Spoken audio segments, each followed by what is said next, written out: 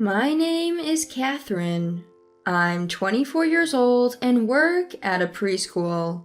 Last year, I got married and now live with my husband, George. He's 37 and works for a major corporation, so yes, there's a noticeable age gap between us. Before we got married, George was incredibly attentive and kind. He would always make reservations at wonderful restaurants for our anniversaries and never forgot to buy me a gift. When I was bedridden with menstrual cramps, he'd swiftly buy me painkillers and sanitary products. I appreciated how understanding he was. His maturity and adult-like handling of situations made him all the more attractive to me. However, after we got married, his kindness faded. What is this terrible tasting food? Now, such unkind remarks have become common. Before, he would always compliment even my mediocre cooking, but after marriage, he complains about whatever I make. He'd leave my food untouched and start eating food he'd picked up from a convenience store. But I followed the recipe. I think it tastes good. Reacting or replying back would be a major problem. If I showed even a hint of resistance, he wouldn't physically harm me, but he'd yell for hours on end. No matter how much I'd apologize, he'd keep shouting until suddenly it's morning. When this happens, it affects my job, so I've given up on talking back. This is the uneasy piece we've managed to maintain. I'm sorry, I'll cook better next time. Next time? When is that? You're so incapable. Don't you have any self-awareness as a wife? I'm sorry. No matter what he says, all I can do is apologize. I believe this is what you would call harassment. People often say you should see the true nature of your partner before marriage, but I failed at that. He used to be so kind. It was too hard to see this coming. His words hurt me daily, but I couldn't entirely give up, hoping he'd return to the way he was before. I couldn't get away from my husband because of these struggles. Then, as if to add insult to injury, I got news from my mom. She had been undergoing cancer treatment for a while, but unfortunately, it spread. It seems there wasn't much more they could do. The doctors gave her a year to live. I was blindsided and devastated. My parents' home is only about an hour drive from where my husband and I live, so I decided to visit my mom as much as possible. My husband didn't seem too happy about it. Every time I'd mention going to see my mom, he'd complain. You're neglecting our home to see your mother. What are you thinking? Mom's only got a year left, you know. I want to spend as much time with her as possible, so I don't have regrets. You think you're being a good daughter? You barely earn anything and can't even do the basics right. That's a bit harsh, don't you think? What's that? Got a problem? We live in this nice house because I'm the one earning the money. We lived in a house bought under my husband's name. Yes, he earned more than I did, but we couldn't buy the house outright, so we took out a mortgage. Before we got married, I offered to help with the mortgage payments. Back then, he sweetly insisted he'd handle it. Look at where that got us now. I might earn less, but I can help with the mortgage too. This house is under my name. It's my house. I knew arguing was pointless, so as usual, I just said, I'm sorry. When I apologize, he looks pleased, which I think is the safest way to handle things. After hearing about my mother's condition, I began visiting her more frequently. To not upset my husband further, I made sure to finish all the housework before heading to my parents. Sure, he'd complain, but I'd never talk back. I'd just keep apologizing. I didn't want to risk being banned from seeing my mom. Even after a tiring day, hearing my mother's voice would lift my spirits. Thank you for always coming over. It's nothing. I want to see you. Oh, what if we go on a trip, Mom? I want us to make memories. Oh, that sounds lovely.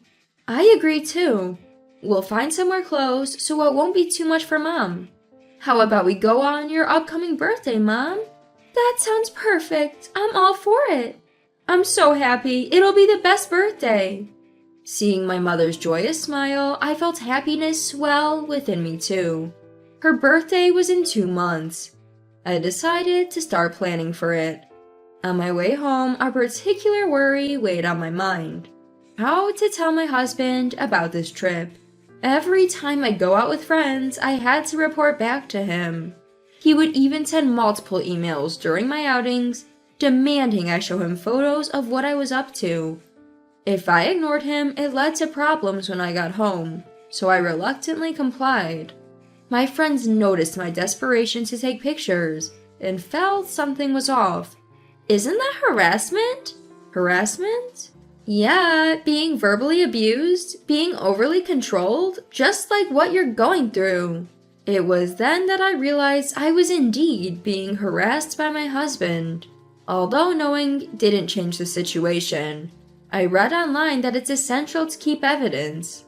Since then, I've kept his excessive emails, recordings of his abusive words, and even a diary.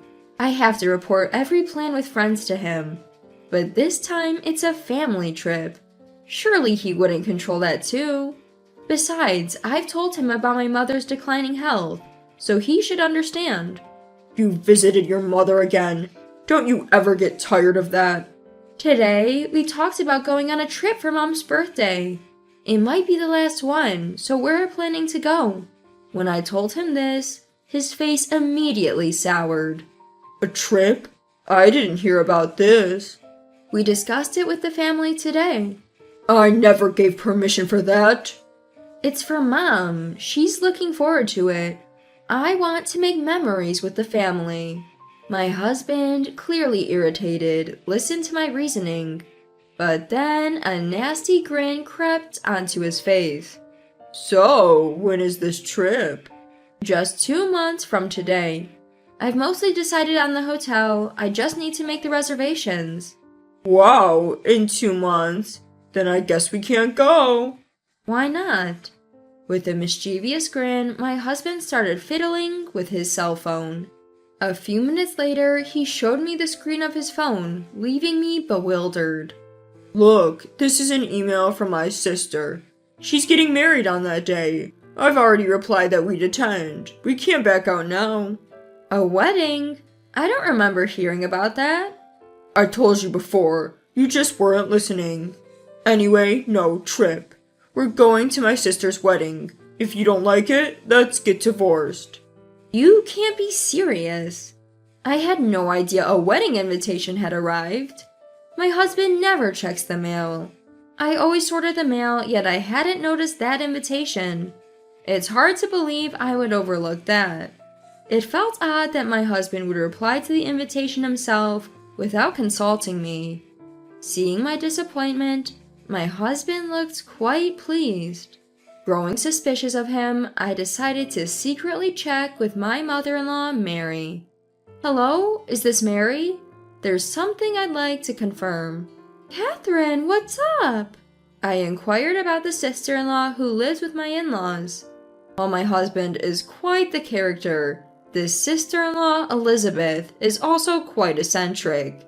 She turned 40 this year, a divorced woman, and her divorce story was quite tragic. Elizabeth had a child with her ex-husband, but Elizabeth never really cared for the child. Even though she was a housewife, she did neither household chores nor child rearing, simply lazing around all day.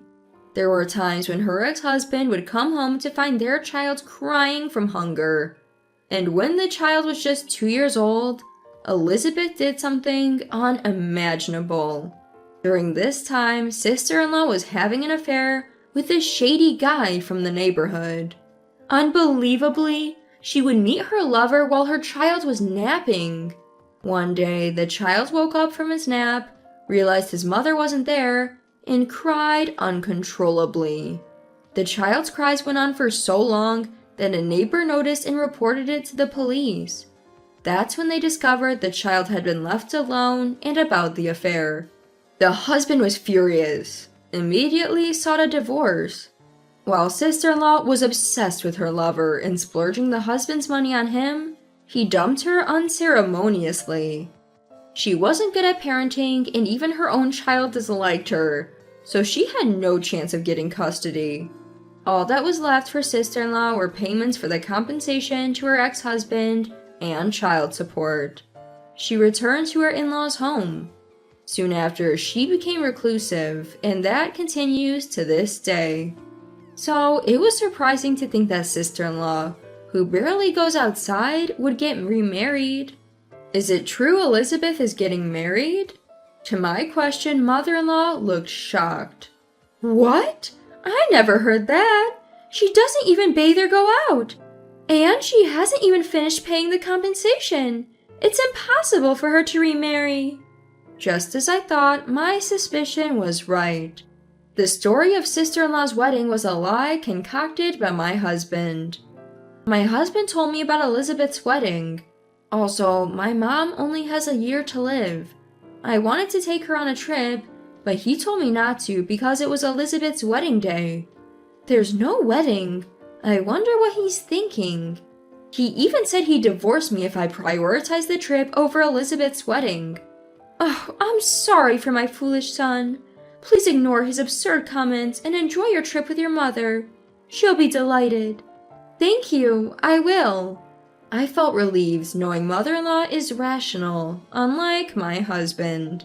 But at the same time, anger surged within me against my lying husband. Perhaps he just wanted to prevent me from traveling with my mother. After enduring so much harassment, I felt stupid for always complying. I decided to confront my husband. There's something I need to discuss. That night, I talked to my husband again about the trip. What? I've decided to go on the trip with Mom. I told you it's my sister's wedding day. Are you trying to embarrass me? It's a nice invitation, but my own mother is more important to me. So I can't attend on that day. Enough of this. Let's divorce. Leave my house right now. My husband suddenly began to shout, his face distorted in rage. Probably because for the first time, I had resisted and didn't obey him. He started flinging things, like the TV remote and books nearby. I desperately hid behind the couch, ensuring none of the thrown objects would hit me. Suddenly, a voice louder than my husband's rang out of my cell phone. It's you who needs to stop. When my husband recognized the voice as that of my father-in-law, Daniel, his face drained of color. Dad? I've heard it all. A lie about your sister's wedding, threatening Catherine's with such deceit and resorting to violence. Unforgivable. I'm on my way. If you harm Catherine in any way, you won't get away with it. George, upon hearing his father's words, looked completely defeated and crumpled to the floor. He then began to mutter to himself in a hushed tone, This is bad. No, it's not my fault. They're misunderstanding. I didn't do anything wrong. Looking at him, I felt more scared than disappointed. Silently, I made my way out of the house. As I crouched by the entrance, my in-laws arrived. Mary! Thank you for helping. After hearing our son's words, I was certain something was off with him. I had shared with my mother-in-law the incident about the trip and my confrontation with my husband. Anticipating potential danger, she had suggested that I let her listen to our conversation over the phone. They informed my father-in-law too, ensuring they were nearby and ready to help if needed. We're going in to confront our son. If you're feeling up to it, Catherine, join us. We will protect you always. Daniel's words felt incredibly reassuring. I followed my in-laws back into the house where my husband was. Hey, the house is a mess. What have you done? As Daniel entered, my husband looked down in silence. You claimed it was about your sister's wedding to sabotage Catherine's trip? How pathetic of you. Why did you do such a thing? My husband mumbled his excuses. Catherine is so gullible. She listens to everything I say. I'm the one supporting her, yet she dared to stand up to me. Daniel sighed, clearly exasperated. Catherine, is my son supporting you financially? No, I work too, and we split the living expenses. I don't pay the mortgage as he insists on taking care of it, but it's not that I can't afford to. My husband glared at me. You earn less than me. Don't get cocky.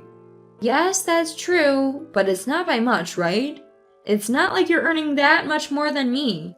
Shut up. You always talk too much. Just listen to me. He shouted and raged at me. But when father-in-law spoke, he instantly lowered his gaze and became silent. Don't you feel ashamed? Catherine has been trying so hard to make this marriage work, even with you like this. Catherine, he mentioned divorce earlier. You can really go through with it if you want. Honestly, I had been waiting for someone to say that. In fact, when I decided to bring up the vacation, I anticipated he'd talk about divorce, so I had the divorce papers with me.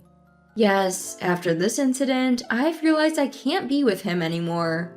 I want a divorce now, but first, I showed him the record of everything he had done to me up till now. All the things you've done to me, it's been unbearable. I'll consult a lawyer and then proceed with the divorce. Make sure to set aside compensation money, so I don't end up like Elizabeth. The diary entries I kept, the relentless emails, the recording from earlier. Knowing the evidence I had, my husband's face turned pale. He probably realized he stood no chance. Also, you've requested a transfer to the countryside starting tomorrow. It's the toughest job among all the branches. Work hard there and fix that twisted attitude of yours. He seemed utterly defeated. He had used his father-in-law's connections to land his job at the company, and with father-in-law holding a higher position, he couldn't refuse. Moreover, because of the transfer, he'd have to give up our house, his pride and joy. He had lost everything in an instant and could only hang his head in defeat. I packed my things that same day and decided to temporarily stay at my in-laws' place. If I suddenly took my belongings and went home, my mother would find out about the divorce. I never wanted her to worry at the last minute, so I never told her about the divorce. Then came my mom's birthday. For this special occasion, we went to the Grand Canyon, a place brimming with nature, to help her rejuvenate. Turns out she visited this place when she was pregnant with me. I remember this place. When I was pregnant with Catherine, every time I dip into a jacuzzi, she'd give me a little tap from inside, like a gentle knock. Seeing my mom reminisce with such joy made me emotional. Look at how you've grown. Thank you for coming into our lives, Catherine. Being able to travel with my mom safely today meant the world to me. We had such a blissful time, just the three of us. Fast forward a year, and it's almost miraculous. My mother is still vibrant and alive. Apparently, the trip had been such a blast for her that she's been brimming with enthusiasm for more. Whether it's because of that or not, her health improved and she became more active than before. Now, once a month, she and my dad go on trips together. She says it's the highlight of her life. With my mom back to her lively self, my dad too seemed more vibrant. I'm truly grateful I took her on that trip. I ended up receiving a substantial settlement from my ex-husband and started living on my own. When I finally told my mom, instead of worrying, she seemed oddly excited. Do tell me all about it. Surprisingly, she was eager to hear about my misadventures, almost like it was a plot from a TV drama. She listened intently to every word. On the other hand, my ex was transferred to a demanding branch office, and apparently works himself ragged every day. The compensation he owed me was initially fronted by father-in-law, but he insisted my ex would work it off no matter what. A few days ago, I received a video message in my inbox sent by my ex. In it, he was tearfully apologizing. But when I listened closely, it was all about protecting his own interests. I want the settlement waived. Please tell Dad that I want the harassment issue forgiven, and I want to be reinstated to my former position. Although his coworkers knew about our divorce, They weren't aware of the circumstances. So I forwarded the mail to father-in-law. As expected, father-in-law was furious. Enough is enough. If you contact Catherine again, I swear it won't be pretty. And if you dare resign, I'll tell every employee about what you did to her. Given my ex's pride, those words seem to have struck a chord. No matter how exhausted he feels, he's been pushing through at work. Oh well, I hope he finds a way to better himself in this new chapter of his life. I just pray he refrains from making the same mistakes again, especially when it comes to remarrying.